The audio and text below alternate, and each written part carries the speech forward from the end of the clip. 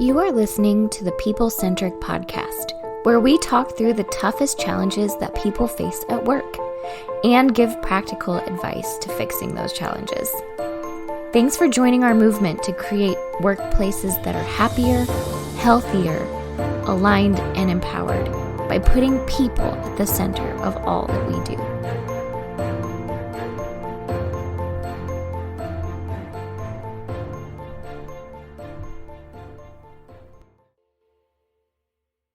Hey, people-centric leaders. Hey, today we're going to talk a little bit about problem solving, but I want to share a story first.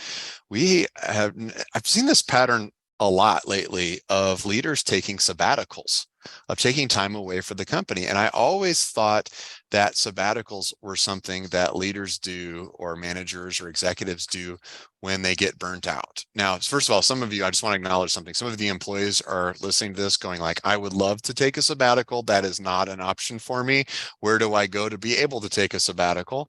By the way, it's increasingly common for some employers to give sabbaticals to employees who've been there for a long time, but it's becoming more common, I'm seeing, for managers to go take sabbaticals or owners.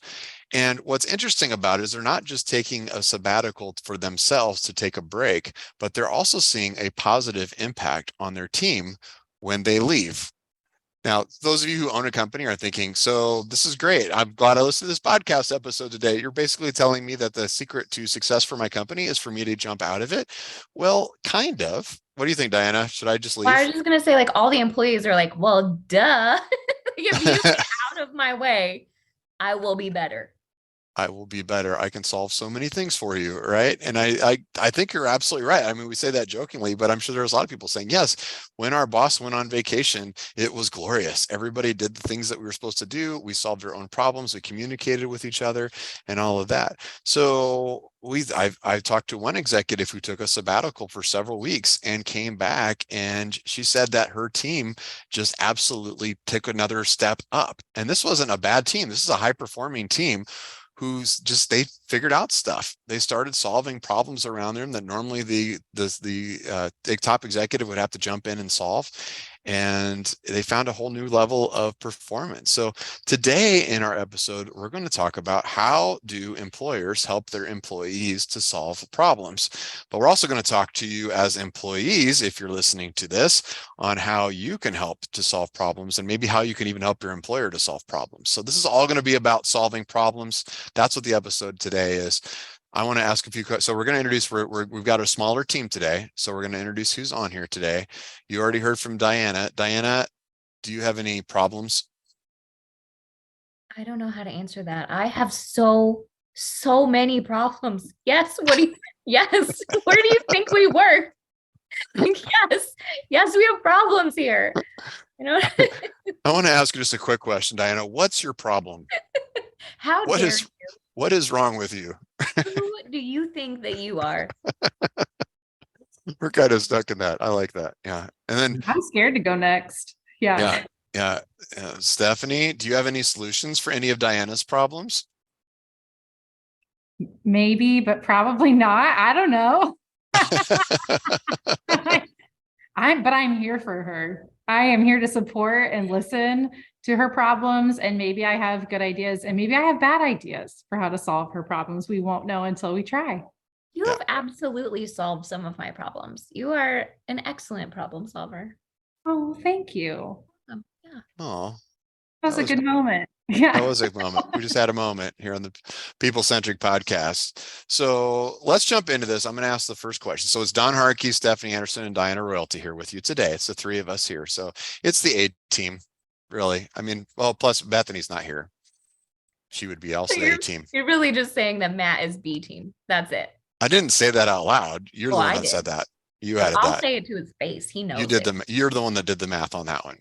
So it's fine. But so here's my first question is, how do employers keep employees from solving problems? I mean, I think that one probably feels a little more obvious than the other side of that question, but I think everyone's experienced this in different ways. I think the term that's most popular is micromanaging, or like helicopter bossing, of where we don't actually give employees any ability to use their own logic brain. We tell them how to do absolutely everything to the point that usually then the employees become dependent on that manager or boss to get any of their work done. And we actually are coaching their brains to not like think strategically or creatively. We're just coaching them to go through this process. And then if at any point that process messes up, then what we typically find is no matter how smart or talented the people, then the whole thing kind of breaks down because we've just coached them the wrong way. Yeah. Yeah. And I think a lot of times managers have a lot of knowledge in their heads because they've done it for a long time or they've built the process or whatever. And then they tell an employee, they're like, hey, go do this thing. And then the employee is like, well, I don't have enough information to go do that thing. You didn't give me the information that was in your head. You just sort of said, go do the thing. There's a scene in The Office where this new manager tells Jim to give him a rundown.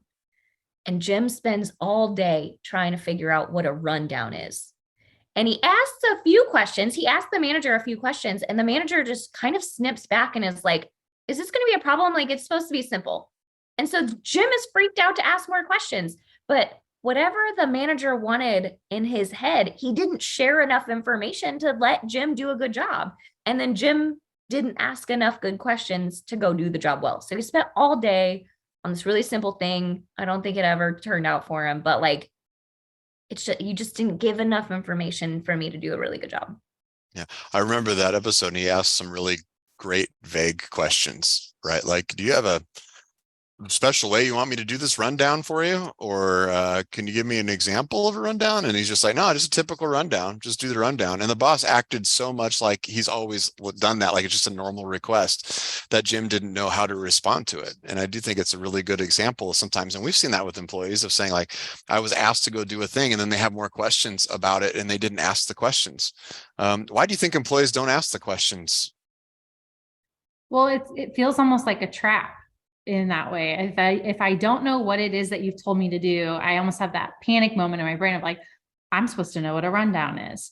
And so I think there's that moment of like, do I want to admit that I don't know what it is, which would get me the answer really quickly, but maybe there's going to be retribution for that because should I quote unquote have known what that is? And is that going to be now a poor reflection on me and my expertise or what I should be able to do in this job? And so I think a lot of people never get past that. They just think, like there's that fear of what if I admit that I don't know how to do this, and then how will the team or the boss respond, even though that is the quickest path to give us the answer and would let me know, exactly what that is. And maybe I do know what it is. I just didn't know it was called a rundown here. Yeah. And I think that people also see that everyone is busy. And so it's hard to say, hey, I know you're busy and I know you told me to do this thing because you're busy and you want me to do it. But like, now I have to ask you a bunch of questions or I have to dig in deeper. And so then it doesn't feel like I'm saving you any time. It feels like I'm causing more trouble. And so I'm trying to like balance the do I just go do it and maybe mess it up and maybe not do the right thing because you're busy and you told me to do it, or do I ask more questions so that I'm trained really well so that I can do it for you going forward? It's a hard place to be stuck in. A lot of you are probably talking about the mess up part and the failure part. And so I think we're going to come back to that. I want to come back to that part of that. So let me ask the second question then. So as an employer, I think we want employees to solve problems. I'm going to say that's probably pretty universal. If we asked a bunch of employers that question, I'd say it'd be a pretty high percentage of say, yes, I want my employees to solve their own problems. That would be fantastic. So what can employers do to avoid the mistakes that you're talking about? How do I get my employees to ask me good questions? How do I get them to solve their own problems? So many ways. I think the first thing that comes to my mind is to not give information in a hurry. Like, don't just like throw it out there, right? Don't look busy when you're transferring information to an employee. Because I think that perception of I'm too busy to give you all the information does hinder people from going to get the information. So I think first and foremost is like, make it seem important. So you're warning against the drive-by task giver, Yes, the rundown idea. I'm going to walk by your desk and say, by the way, I need to get that rundown by Thursday. Can you run that for me? Yeah, sure. No problem. Yep. Yeah. I did that one time. I've told this story before, I know, on this, but we've done a lot of podcast episodes, so you probably haven't heard this before. But when I was an engineer, I started at a new plant, and we had to run this machine that was creating a reaction in this corn syrup, and it was called dextrose equivalent, and it's a DE, and we were shooting for a 10 on the DE. And so I walked into the control room and I got the lab report. I looked at it and it was like a 40 something. It's so far off, it was ridiculous. And so I went to the operator and I just said, "Hey, are you watching our DE?" And he goes, yeah, I'm watching it, and then left. And I think, Diana, thinking back to it, some of that was the drive-by question, like problem solving thing. First of all, I didn't even really ask a question of saying like, did I ask that question? I didn't point out like, isn't it supposed to be 10 and it's at 40 something? And I just did it really quick. And then so later, an hour later, I got another lab report and it was still 40 something. It's supposed to be 10. It was 40 something. It was way, way, way, way, way off. And I'm starting to think to myself, I'm even questioning myself as the boss, like, am I missing something here? It's so far off. Am I missing something? Why is nobody reacting to this? But I didn't ask any of those questions. I just went back and I said, hey, the new DE came in and it's at 40 something again. And he goes, okay. And okay. And I didn't say anything again. And I just walked on. Anyway, long story short, we went through half the morning and finally the plant manager called and says, why is your dextrose equivalent all over the place? And so I finally went to the operators and I was like, yeah, what are we going to do? Like the DE is off. Like, what do we need to do to fix this? Like, shouldn't we make some adjustments here? And the operator turned around and looked at me and said, what's a DE? He had never been trained on that. Like he didn't know what it was. He didn't know how to do what he was doing. So for 4 hours that day, we made bad product because I didn't ask clear questions and he didn't ask clear questions. So maybe that brings us to another point of what can managers do to help their employees to solve problems. Maybe it's about asking questions. What do y'all think of that? Yeah, I think that is a great next step. And I think it's really important to give enough information and enough context without making it sound like you think they're dumb, right? Like, I'm just going to give you this information. Stop me if you've heard it. Here's what I know. Here's what I need. What questions do you have for me? Like, open it up. I'm here for you. I'm ready to take those questions. And then as an employee, I'm a processor. And so I might need 10 or 15 minutes to like go think about it, start it, work on it a minute, and then come back and say, okay, I got this, and this, that part's easy. I think I understand the end, but I'm stuck in these two spots. And just, I need the space to ask the questions. Yeah. And I think sometimes it's even like setting that expectation of like, hey, like, if you need to take some time and like think about this and come back to me with questions, that's great. But maybe even like set the timeline for that. Like, could you come back to me later today? Depending on how urgent the project is, can we talk about this at the end of the day? Let me know what other questions you have. Because I think sometimes what we'll see is, if an employee isn't given the right information up front, or maybe they don't ask enough questions, then you'll see somebody spend all day or days trying to figure out something that you as the leader could have really just shown them in like 10 minutes how to do it. So it's also like knowing that as a leader of like, is it simple enough that I could just say, hey, have you ever done this before? And then they say no. Like, okay, well then I'd love your help with this.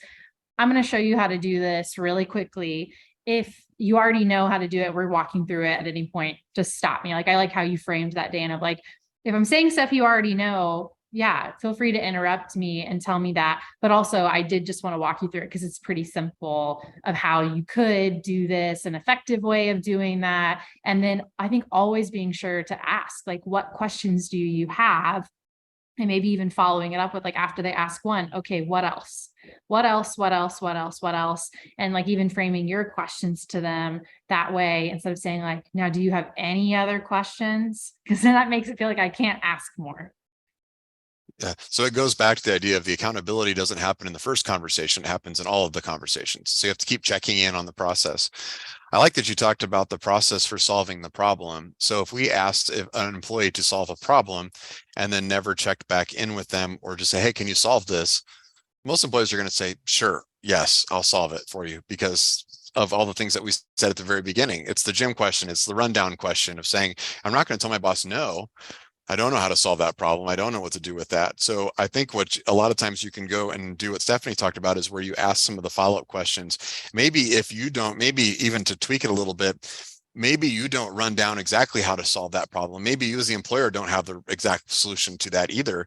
Maybe you have to ask the employee, what's your approach going to be in solving that problem? So it might be, hey, I've got this problem that we need to solve as a company, da, da, da, da. Can you help me with this? Would you be willing to help me solve this problem? Most employers are going to say, yes, I would, and say, okay, think about it. Here's what the issue is. Here's the impact it's having. And then let me circle back with you, and maybe tomorrow or in an hour or whatever it is, so that I can give like the Dianas of the world, the people who need a little time to process that thing. And let's talk about what your approach is going to be. You don't have to solve the whole problem, but tell me about what your approach is going to be to solving that problem. So then you can talk to the employee to see if they're going to be heading down the right trail or not. Then you can kind of see what's going on. And then you can have the subsequent conversations of saying, okay, what have you learned in these steps? Where are you getting stuck? It's a series of endless questions. There's a good book out there called Multipliers. And the idea of multipliers is that managers, the way you manage your employees, you can make them effectively smarter or dumber at work. You actually impact their effective IQ at work by how you manage them. And the way that you make an employee dumber is you do more things for them. You answer more questions for them. If they bring you a problem, you solve it. We call it the vanilla ice management style. It's if you have a problem, yo, I'll solve it. They're not, Stephanie and Diana are not jumping in with me on this one. They're both shaking their heads at me saying, no. You're on your own, bud. You're On your own on this one. Okay. So when you use a vanilla ice style of management that you're going to solve your own problems, everybody gets used to just bringing you problems because they know you're going to solve it. And people shut their brains off when they have a problem. They're just going to come to you and say, this is a problem that I have. I often tell the story about my son with the carrots. He went into the fridge, and my son's super smart, and he couldn't find the carrots in the refrigerator. And he asked me, he said, I can't find the carrots in the refrigerator. And they weren't that hard to find, and they're bright safety orange, and our refrigerator's not that big. He had the tools. You've never been in my house. You probably know where my carrots are. All those things are solvable. And he just expected me to go solve the problem for him, is why he asked me the question. And then when I asked the question back or turned it back and would not bail him out of it and gave him no place to go, which is why we talked about the sabbaticals at the beginning. When you have no place else to go, people then start to engage their brain fully and say, okay, I have no place to go. I have to figure this out. I have to solve the problem. Yeah, oh, sorry, Stephanie, go ahead. No, go. Okay. I was with someone one time whose employee called them. This is not how I would handle it, but this employee called them and said, hey, where is this thing? And the manager was like, Joe, if I were dead, what would you do to find that thing? And Joe was like, well, I don't know, I'd probably poke around in here and I'd search here. And the manager was like, yep, good thinking. Maybe go do that first. And I was like, whoa, that is super harsh, but also like maybe not a bad thing to think before you ask. Like, if this person were not available, how would I get this information? Like, I got to train myself to think about that before I jump to calling the manager for something. Yeah, I'm laughing so hard at that story because I had something similar in a workplace once. We had an intern on our team, and she really was kind of notorious just for like asking all the questions and really never looking at up stuff herself. And like, here's the, like, there's a scale to this, right? And I think there was just one day she had just gotten on somebody's last nerve, and she comes in because she'd come to their desk like maybe every 10 minutes. They'd given her a task and she'd come back. Well, what about then? How would I do this? And basically they're like, I'm doing this thing for you. And somebody just looked at her once and was like, well, I'm going to make up a name. Well, I don't know, Barbara, I guess you're just going to have to use some critical thinking skills. And like, never how we should handle that. But like, it is this idea of like, how do we actually help our teams think through this without giving some of these blunt responses and reactions? And I liked something that you were talking about earlier, Don, that made me think like, sometimes as leaders, we actually just we don't even know, we're asking our teams to jump in and help with problems or create solutions that we don't know what the process should be. We kind of know maybe what we want the outcome to be, but we don't know what that process should be. So to Don's point, like, it doesn't really make your team smarter for then you to say, hey team, let's figure this out. And then you kind of jump in at every point and create the process. Like, what if they came up with a process and there was a better way of doing this, or there's multiple ways of doing this. There's no right or wrong way of doing it necessarily. We don't have a procedure or policy for that. Maybe someone could come up with something really great, but I think then that's, as the leader, also like setting that expectation, kind of setting the culture of, even when you take that to your team, of like, hey, like, I want your guys' help because I think there are a lot of different ways we could do this. And I want to understand and create this process with you because I know this could impact how we do a couple other things, how this would impact multiple jobs, and how we do this at our team. Yeah, I love that, because this is why we need our employees to solve problems, because you as an executive don't have all the answers, right? That's a key point that I think is really important for everybody to understand. I know that think of the biggest problems within your company or your organization right now. I know that sometimes executives feel like it's all on you to solve those problems, but trust us, as an organization that works with hundreds of companies and organizations, maybe thousands at this point, organizations, some of the best solutions come from employees. They'll bring up things. When I was at 3M, Post-it notes, they were not invented while I was there. That was before my time, but Post-it notes were invented by a scientist who discovered them. And then the application was found by an executive's assistant to figure out how to use them as bookmarks, was the original application. There wasn't an executive who said, we need a new product, go find me one and put it out. It was the employees that solved those problems. So I think that's why it's important to be able to reach out to the employees. And as you ask those questions, I liked the point that was made earlier of, you don't have to ask questions that make people feel stupid. Like, you don't have to walk them through, like in Diana's example, like, if I were dead, where would you find that? What would happen next? My guess is that was actually a conversation between Diana and Matt, is my guess. That was Diana. That was, if I were dead, where would you find that question? That's my guess. I didn't do that, but I have since then. I learned it from that guy, that manager, who was like, Joe, if I were dead. And I was like, I'm going to use that. Yeah, it just sounded familiar. I think I've heard that before. So that's why I thought it. Yeah, I don't know who Joe is, but might be on this call right now. I'm just saying. But I think what you can do is you can ask questions like, so somebody's like, well, I don't know how to solve that problem. I don't think you have to say, okay, well, what's the first step? You don't have to be elementary. You don't have to be condescending to the person. You can just say, okay, well, what do you know? That sounded worse, actually. But what do you know? Do you know anything? There's a trick. This is one of the greatest tricks that I've ever learned from a coach. But he said that a lot of times when people say, I don't know, it's because they're thinking through it, or they genuinely are afraid to say what they actually know. And so by using this phrase, this is the key phrase, but what if you did know? It gives them freedom to stop and pause and think through it, or say what they already were thinking. So like giving them that freedom to just say what's on their mind. Like, what if you did know? We're just pretending it's not real. What if you did know? And so I think if you ask that, like, okay, well, you don't have to know. It's okay. It's okay to not know. Well, what if you did? Or where would we start? Or what can we do together? Right? Like, give them the freedom to fail a little bit and to not have all the answers, but to think through it. That's exactly right.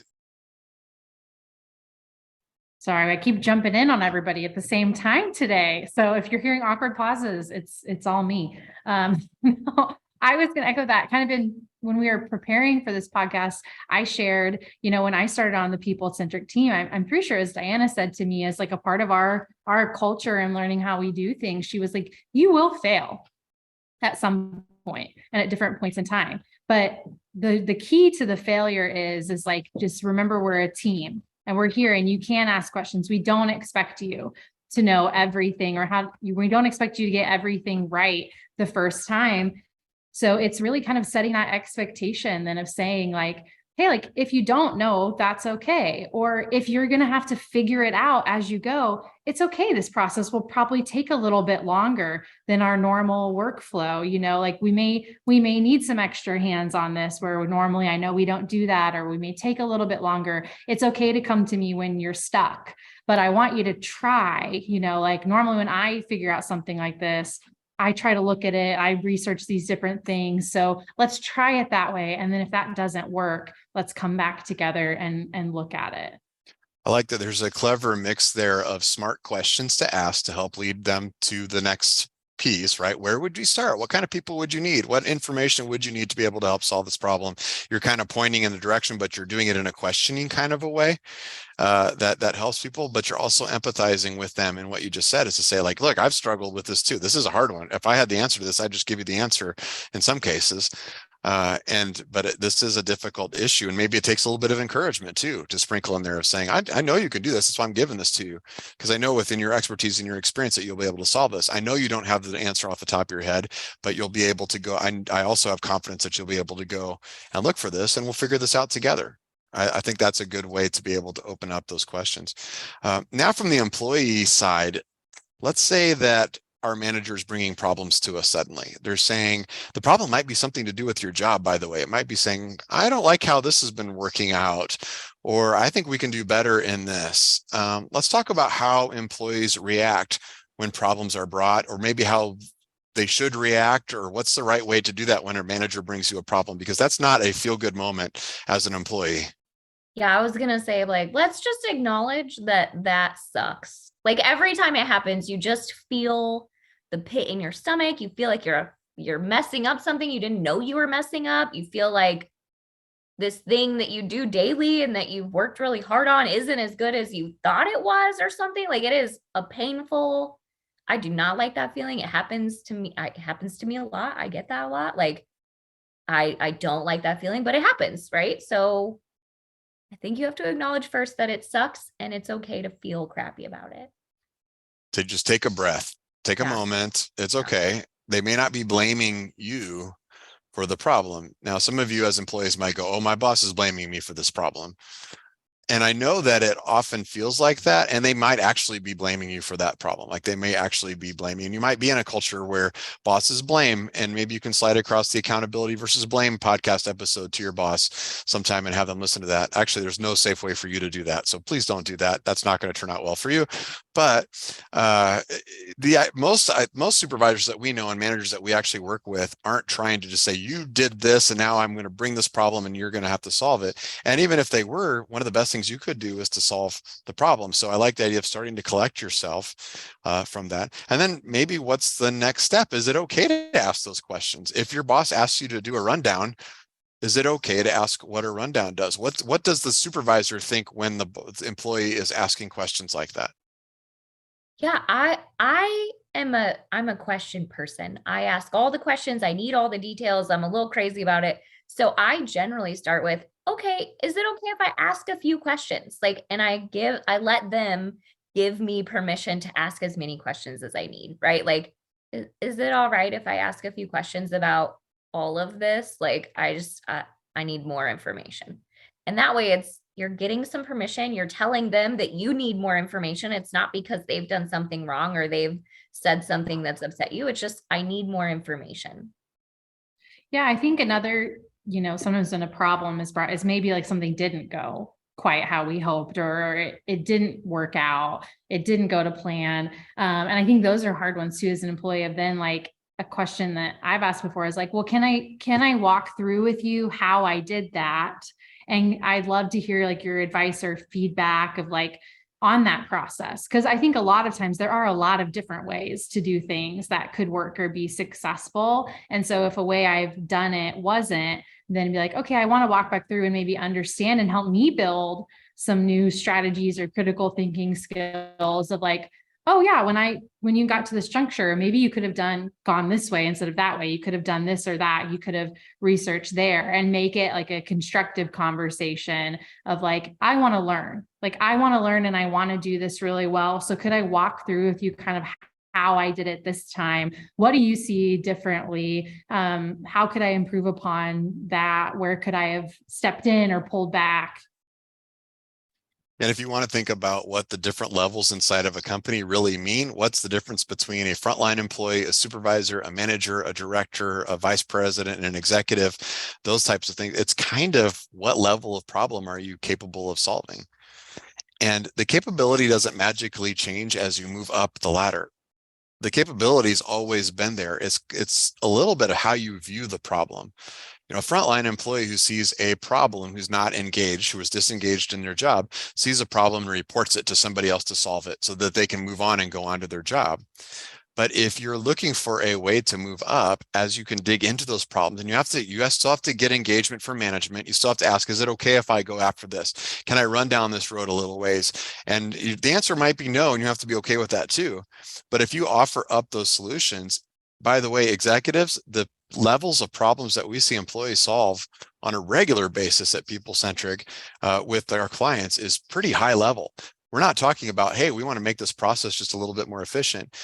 We've seen clients, we have a client that had to rebuild their entire financial system from scratch because they had some high turnover in their areas, and their employees jumped in and did that in a relatively short period of time. We've seen employees implement all new business models, launch new product lines, go after new customers. I think one of the most common problems or opportunities for executives is to use your employees more.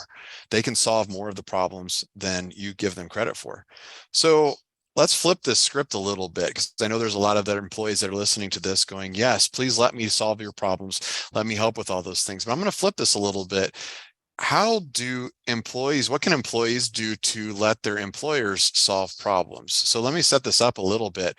Sometimes we will see employees that will call us or contact us, and they are judging the decisions made by their managers, which is totally natural. Not saying that in a bad way. They're thinking, oh, we've got this employee over here on our team that's not doing the work they should be doing. Why haven't you done something about that yet? Or this decision would be so easy as an executive. Why don't we do this more?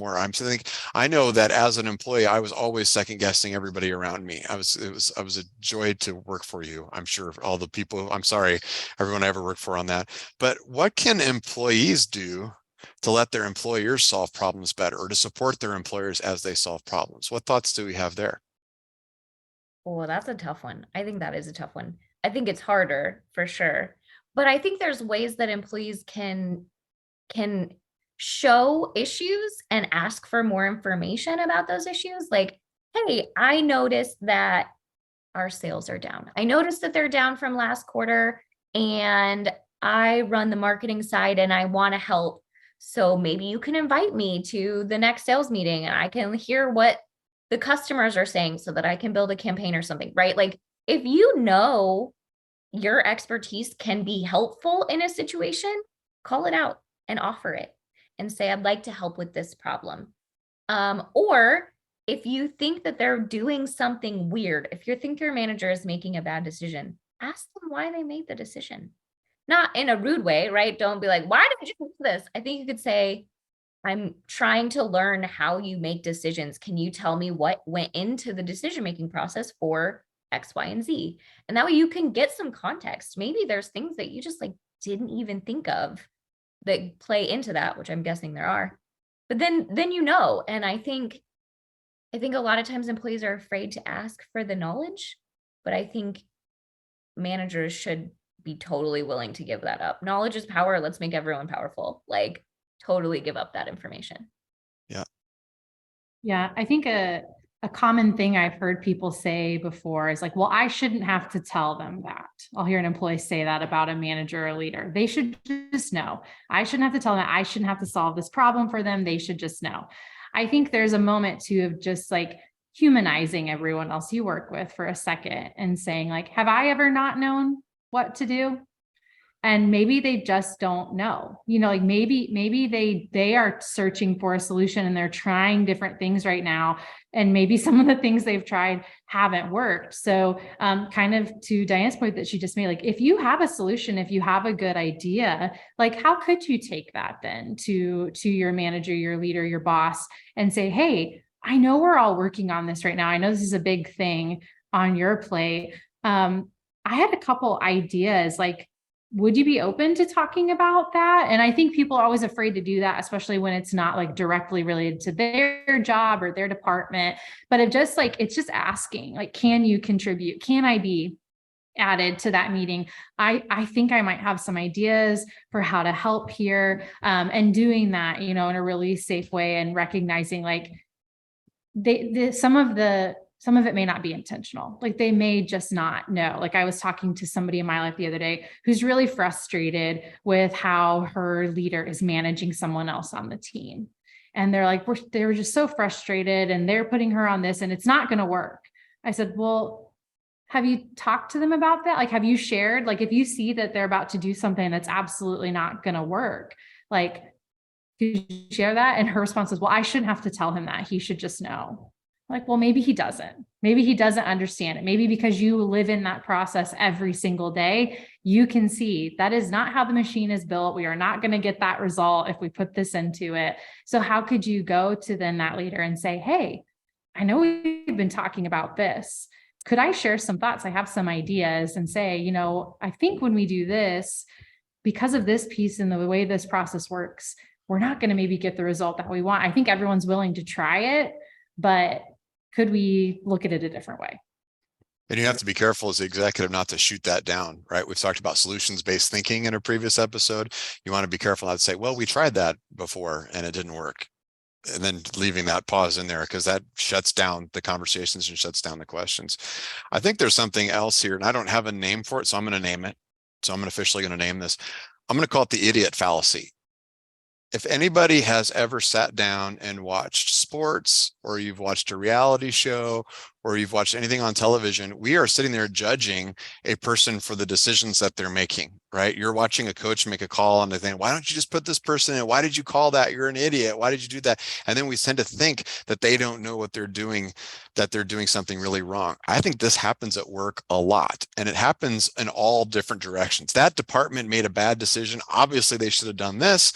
And what's the problem is most of the time when we're involved with that, there's more involved than what everybody's acknowledging. It's kind of like the armchair quarterback idea, or, you know, it's easy to make decisions from the cheap seats, or sayings that go along with that. I think a lot of times, and this goes both ways, is employers don't think that your employees are idiots for the decisions that they're making. They may just not understand something. They may not know something. There may be a complexity in it.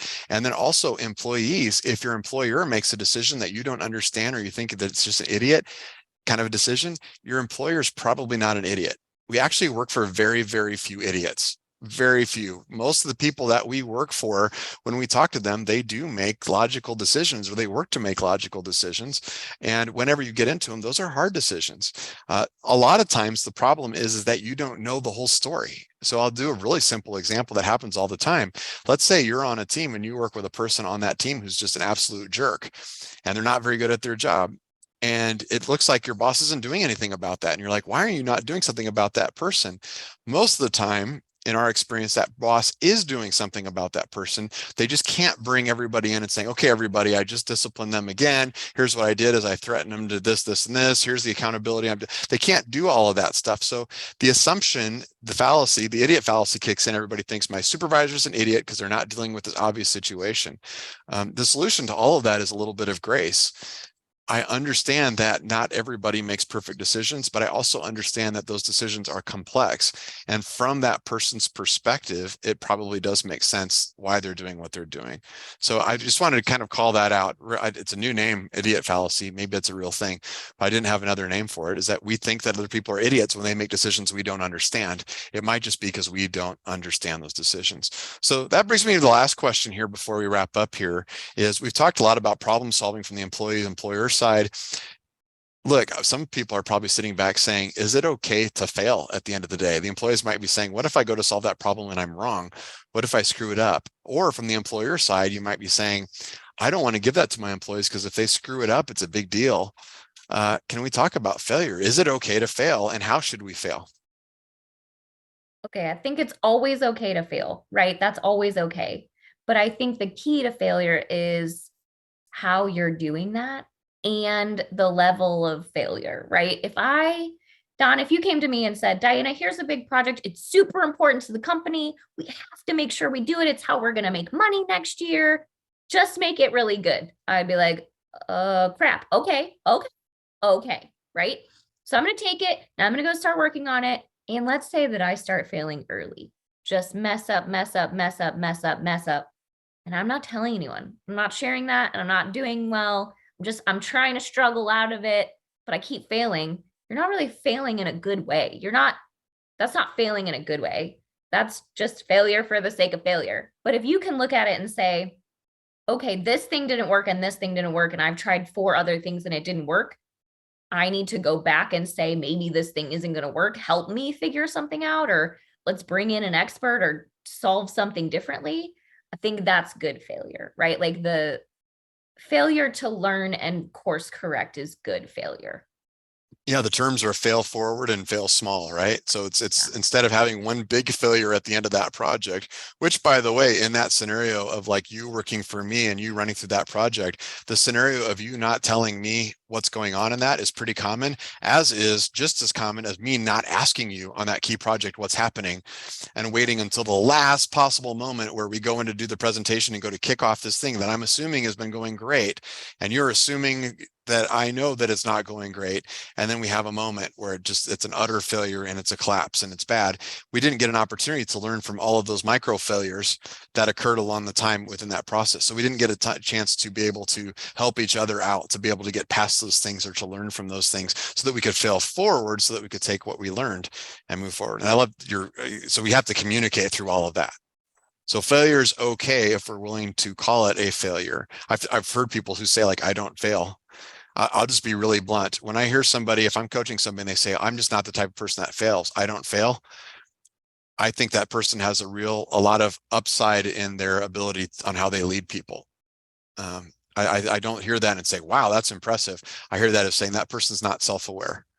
They don't understand themselves. They have to understand that failure is not just an option, it's a requirement to success. People who are successful don't not fail.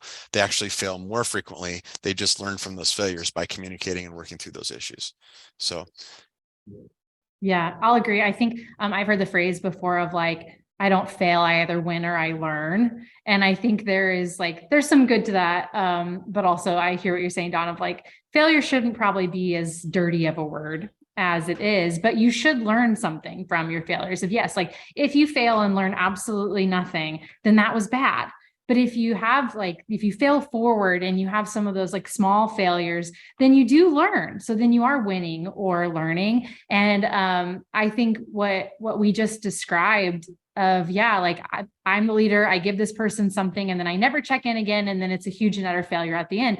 That is always the fear that comes up. I think anytime we talk to a leader or a manager and we talk about creating accountability and some autonomy on their teams, maybe when there are these hyper management cultures, they're like, well, I can't allow them to fail. That's too big of a project. It would dramatically impact the company. I can't just give that to them. I have to remind them like, well, that's because you're going to work differently than you have in the past. You aren't just going to hand someone something and then never think about it ever again. You're going to create milestones throughout the project. You're going to create touch points and meaningful, effective meetings where we're going to check in on this process. So we know there are going to be some small, quote unquote, failures throughout that process. And that is okay. But we're also going to be accountable to one another. We're going to communicate enough that we would never let it get to the point where it would just ultimately bomb and blow everything up.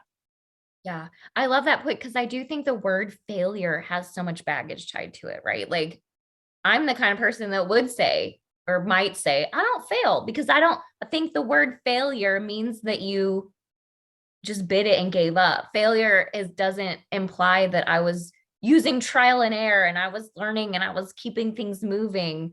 And so I think, I love that you're like, fail forward, trial and error. These things are good.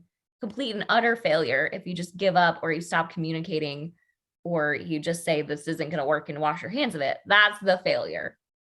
There's a good Steve Jobs story where first time that they made Gorilla Glass for the iPhone. If you remember the really early version of the iPhones, you could like drop it on your desk a short distance and it would crack super easily.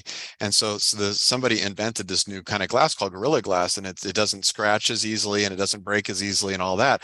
And they showed it to Steve Jobs and he loved it. And he said, great, I need 100 million of those in like 3 months. And they hadn't even started manufacturing that. And the guy started to tell him like, I don't know that we can do that. I don't know how we're going to solve all of that. And started again. Steve Jobs went up to him, put his hand on his shoulder and said, don't be afraid. And then walked out of the room. And, there's a lot of really bad Steve Jobs stories. But in a lot of ways, it was kind of like saying like, no, it's almost like the sabbatical around that problem. He's walking away and saying like, I know you can solve this. I know you're going to be able to try to figure this out. And even if you can't, we're going to learn from that. As long as you own the direction and you give me everything that you have, and you look and you bring in other people and you communicate and we work through this and we ask each other questions and we can solve these problems. And I think that's the whole topic for today. It's this idea that we need each other in terms of employers, employees, and other people on your team. We need each other to help solve problems. But whenever we treat ourselves like we're the only ones that are smart and we treat everybody around us like they're dumb, people will rise to that occasion and be dumb along with us. But if we ask questions, and that can be of our employers, that can be of our employees, everybody else, we engage people, then we all take ownership, and then we all become effectively smarter and we start to solve problems together. So I hope you learned something from this episode of the People Centric Podcast. We'll see you next time. Join us on YouTube if you do have the YouTube. If you don't have the YouTube, I'm just saying that as a joke. I know it's just called YouTube. It's not the YouTube. And you're joining us just in your car or listening to us on your headphones. We appreciate you listening in, but we'll catch you in the next episode.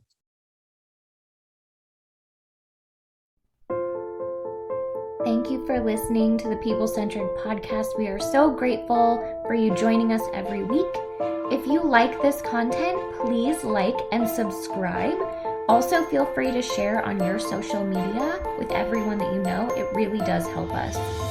If you would like to contact us, I have put our information in the show notes. Please reach out anytime. We love hearing from you. We will be back next week with a new topic.